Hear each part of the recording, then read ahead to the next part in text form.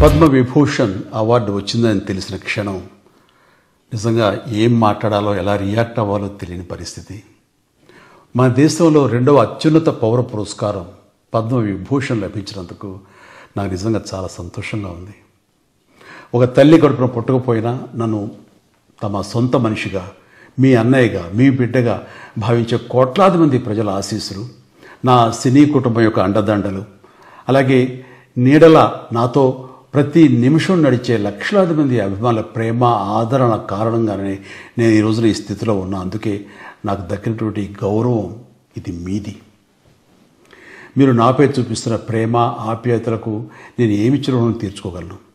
నా 45 ఏళ్ల సినీ ప్రస్థానంలో వెండితెరపై వైవిధ్యమైన పాత్రల ద్వారా వినోదం పంచడానికి నా శక్తి మేరకు నేను ప్రయత్నిస్తూనే ఉన్నా. నిజ జీవితంలో కూడా నా చుట్టూ ఉన్న ఈ సమాజంలో అవసరమైనప్పుడు నాకు చేతనైన సాయం చేస్తూనే ఉన్నా. కానీ మీరు నాపై చూపిస్తున్న కొండంత అభిమానానికి నేను ప్రతిగా ఇస్తున్నది గోరంతే. ఈ నిజం నాకు ప్రతి క్షణం గుర్తుకొస్తూనే ఉంటుంది, నన్ను బాధ్యతగా ముందుకు నడిపిస్తుంటుంది. నన్ను ఈ ప్రతిష్టాత్మకమైనటువంటి పద్మవిభూషణ్ అవార్డుకి ఎంపిక చేసిన భారత ప్రభుత్వానికి, గౌరవ ప్రధాని శ్రీ నరేంద్ర మోడీ గారికి నా హృదయపూర్వక కృతజ్ఞత.